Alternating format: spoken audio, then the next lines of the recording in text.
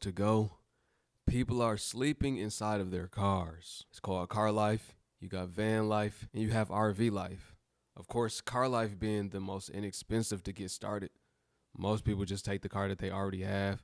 Most times it's not the best car. And they live out of that. It's nothing extravagant. It's not a Sprinter. Nothing luxury.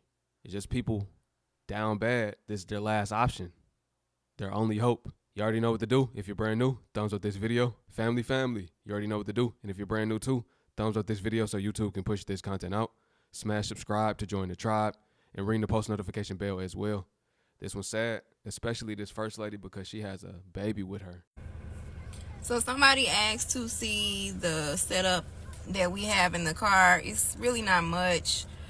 I just got a blanket. I let the seats down at night, and I have a foam mattress, and I have like a little cooler backpack where I keep her milk and juice and things like that. It's not really much of a setup. We only do this at night, and then I put everything in the storage unit during the day. We were riding around doing Uber during the day, but since I'm so traumatized by humans, I don't have humans in the car anymore, and the car is technically stolen at this point because I missed my minimum last week. And so we just stuck it till they come get this motherfucker, or, I might start back doing Uber Eats this week. We'll see. But I'm just mentally and physically exhausted and drained. I really don't have the energy to really do much. I'm just, waiting on God at this point. You know how they say after you done all you can, you just stand. That's just where I'm at this point. I'm just tapped out. I've been doing this all year, scrambling and scraping up money here and there just to kind of keep us afloat and jumping state to state trying to get help. And yeah. And so, I don't know. We'll see what happens this week. I'm hoping and praying that God has a solution to get us out this situation and just relieve me of some of my worries and burdens, financially, and our financial needs and our needs for housing.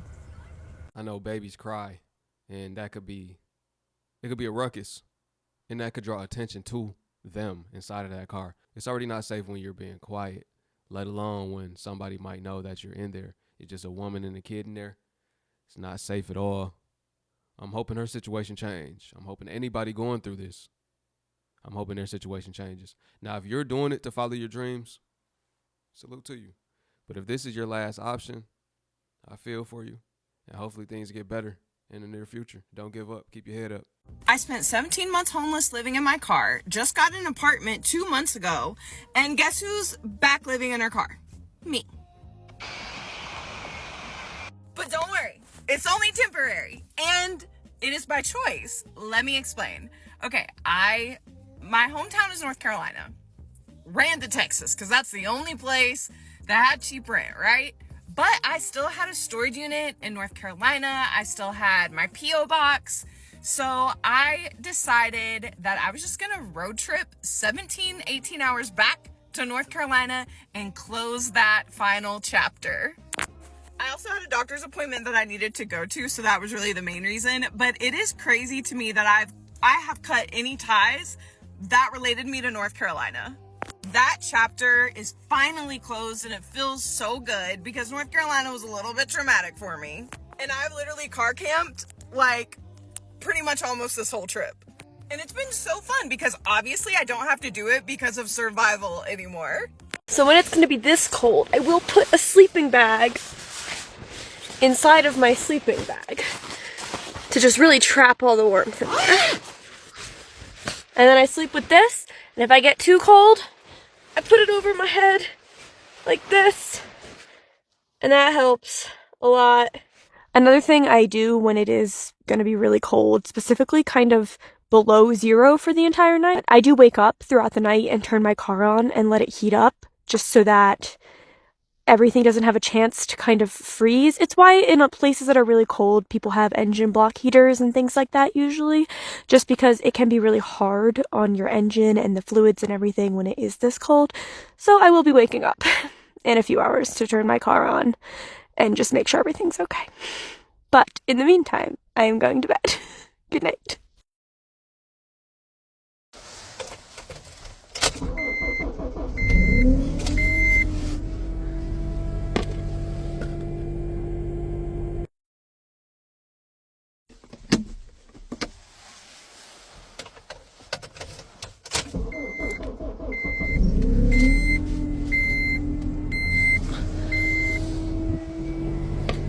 God, what the fuck? Well, it's colder than I thought it was gonna be, as per usual. Everything is frozen. I have to defrost my contacts. Ooh, look at that frost.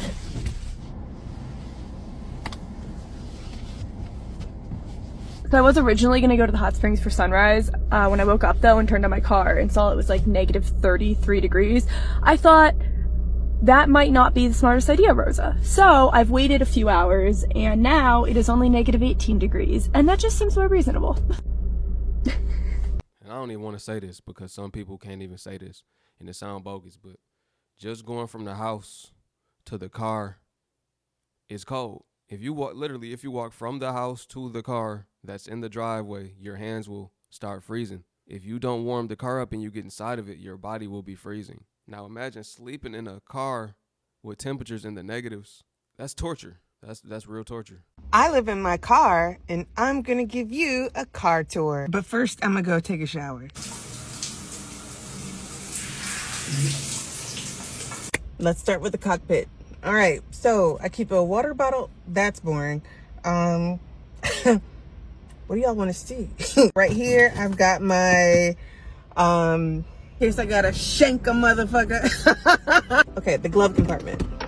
Gummies, teeth stuff, more teeth stuff, hand sanitizer, Tylenol, Visine. And I hope y'all can hear me because the wind is blowing and I'm right on the beach, so that's that. This is my power station. I use this to charge my devices whenever the car's not on. And obviously when I'm driving, I use whatever these are. My dehumidifier, need that. You see there's water in there, so it works. All right, I'm gonna show y'all the back where my bed is. I keep my socks right here. Whenever this door is closed, I can just reach down, grab my socks or grab my gloves. If it's really cold, I use these to sleep in. This is my bed. Nothing fancy except for I got a 8-inch memory foam mattress that I sleep on wonderfully. Underneath my mattress is more storage. That's where I keep my regular clothes, but I don't really wear them because I wear the same thing every day. I also have this mattress cover and I use that in case I wet the bed, which I do regularly. I'm just kidding. This is where I keep my pee cup. Some of y'all are gonna be like, ew, you keep your pee cup on your bed. I haven't used this thing in so long because I have a routine. I just cut off my liquids at a certain time of the night so that I don't have to use the bathroom overnight. Another dehumidifier. This is for when it's like super rainy and it's just nasty and muggy and all of that stuff. This is for if I get a flat tire. My tops, bottoms, my granny panties, and these are my thongs. My toiletries bag, my shoes. This right here is my clothesline, so if I ever have anything that's wet, I can just hang it up right here. This is my makeup box. These are socks, washcloths, and face masks. It's just an overflow of, I make my own body butter, hair oil, skin spray. And these are my jumble caber. So these are my jumble cabers. These are my jumble. Oh, never mind. Jumper cables. I said it right that time. The only thing that's missing here is my portable stove. When the weather is nice, I'll have that, my little table, and then I can cook wherever I want, but it's just too cold for that. So in the meantime, I do go out to eat every night, which I can't complain about. And that is the car tour. Thanks for coming to my crib, y'all. What's up, everybody? Come tour my $1,500 live-in SUV. Also, we're celebrating 600K on TikTok. Like, let's freaking go. This is all by choice, y'all. I am doing this to travel the world. The links to everything will be in my bio. So this is a portable AC unit. You just use water and ice, and this thing works miracles. The lights also change colors. This is a portable heater, and baby, I put it on for like 3 seconds, and yeah, I felt that. Look at my cute little lamps. Okay, no, for real. I bought these cute little lights from Amazon, and it's controlled by the remote, and it changes colors. This is my mini jackery. This is only to charge my phones, but it works perfect. These white containers I got from Walmart. The other one was for organizing little things, and then this is for my clothes. The bottom part is for my shoes and purses because I don't access it that much. I got these blackout curtains from Amazon. I got one in the back and then one in the front, and they work perfect. So I got these blackout window covers as well, and they're magnetic. so it connects to the metal on the car. This is Ozzy's little setup, but let me give you a better view. In the back, he's able to access his water and his food. I need to get better bowls and a little prop-up thing. But this is the setup for now, and it's working. So everything is literally strapped down by the 3M strips, so nothing falls. So the speaker, the heater, the AC unit, the Wi-Fi router, everything is on the 3M. So when I'm driving, nothing falls. Even my little remote, so I don't lose it. Yeah, these 3M things come in handy. So I got the blink resistant wireless cameras. I got 5 of them to put around my car, and oh my God, the quality is freaking amazing. They're connected to my T-Mobile router, so I'm able to access the cameras on my phone throughout the night. So I ended up getting the Champion generator. This is running the AC unit, the Wi-Fi router, and it can run other things, and this thing is amazing. I'm also getting a solar panel to charge it, and that's coming tomorrow. I'm going to get a different cord so that cord doesn't look so funky. Also, the Wi-Fi router, this is what it looks like, the T-Mobile Wi-Fi router that is so convenient. I know y'all are wondering how I use the bathroom, so this is how I use the bathroom in the middle of the night. 32 ounces, 2 of them. You can't be that pissy overnight. This should be good, okay? And then I also going to shower at gyms. But that's it. We're going to go ahead and inflate the bed and go to sleep. I am also a full-time streamer, so you can always come tap into the live and come say what's up to your girl. Also, you can subscribe and follow us on Discord. She decked her car out. She did her thing.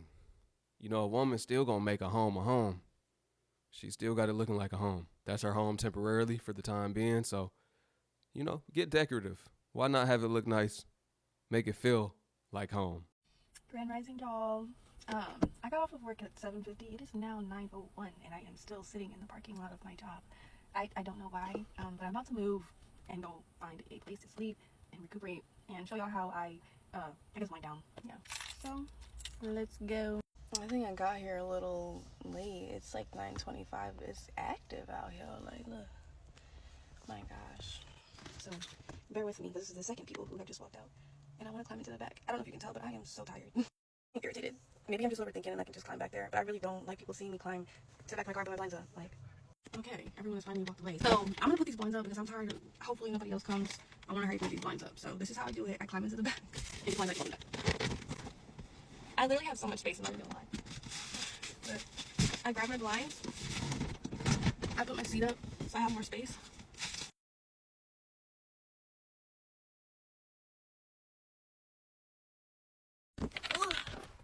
But y'all already know how I am with the blinds, what they look like. And for the back, I have a scarf and these clips that are actually so perfect. I just clip them up just like that, and then that covers my back. That's how I do it. Always check my surroundings, take my key out, lock my doors, and yeah, I have a whole bunch of space. I am 5'7", and the back of my car fits me perfectly. Like, I am able to like stretch my legs out just enough, like perfectly. I am so blessed. But yeah, that's how I do it. It's time to simmer down. It is 9:41. I got off at 7:50 and I went in at 1:20. So I am tired. I'm ready to call it a day so I can go back in tonight. But I hope y'all have a wonderful day.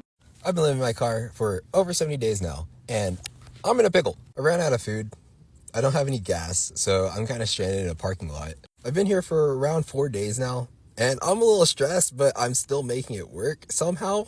I'm trying everything in my character to just not go on the side of the road and beg for money, because I don't know, just something deep down in me is telling me that's not the way to do it. And then the hunger starts to kick in, and your tummy's just rumbling, and you're just like, man, you start to get really desperate. I'm fucking desperate to get food. I was like, man, I can see why people freaking go to stores and steal. But I don't steal. When I stole as a kid, I did so when I was a kid. I got caught and I was freaking scared, man. I was fucking scared. I never did it again after that. Sorry, Mom. I know you're gonna see this message. But I'm an artist and I'm very freaking creative. So I was like, man, I gotta find a creative way for me to actually get some food because I need some meat. I was eating like bananas and bread for a while because it was super cheap. Did you know bananas, a single banana at Target is 25 cents? And then like I got a loaf of bread for like $1.49, which was great.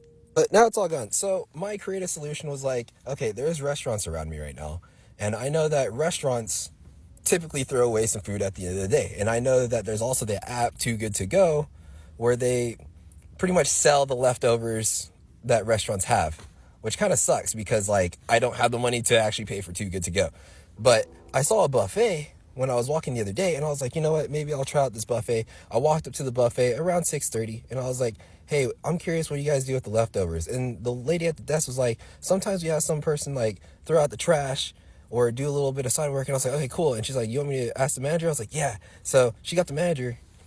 The manager came up, and I started talking to the manager for a little bit, and she said, come back at 9:30. I'll take out trash, I'll sweep, or whatever. 9:30? Thank you. That was 3 hours later. So I went back to my car, and I was like, okay, I'm gonna wait. I'm excited. And then I go back after 3 hours later to the buffet place, and it turns out that the lady just gave the food to somebody else. She didn't even care about me. And I was like, man, dude, the world is freaking rough. I was like, honestly, I was bawling because, like, dude, like, survive, like, it's fucking crazy. Anyways, I was like, I need to really do something about this. And so I started walking back to my car, and then I saw Little Caesars across the street. While in the Little Caesars, I asked the coworkers, what do you guys do with the food? The lady said, we mark it up and we just keep it in the back. I was like, is there anything I could do to possibly get some of that food? Like any side work, I can sweep, I can help out, or anything? And she's like, no. So I was like, okay, fuck. What the hell is going on with this? Like, what do people do with the leftover food? Do you guys just really just throw it away? Like, that's messed up. Anyways, I was losing hope at that moment. I was feeling very distraught. And I was just like, man, I really fucking hate it here. Anyways, I started walking back to my car, and then last ditch of hope. I saw an Applebee's. I think that's how you say it now. Anyways, I saw an Applebee's, and I was just like, I'll give this a shot. I walk in there. I'm in the lobby. I see that there's silverware. Now, some people delusional. I'm just saying this because everybody is an artist these days. So some people are delusional. Their talent is not that good, right? They're not that talented. But I just wanted to say that before I say this.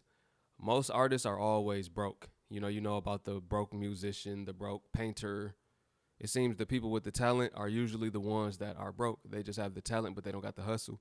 Or they don't know the business. They don't understand marketing. So they end up in positions where they want to follow their dreams and not conform to, a 9-to-5, not conform to the standards that are put on them. But at the same time, it's like they can't produce anything financially. It's like they're not being fruitful.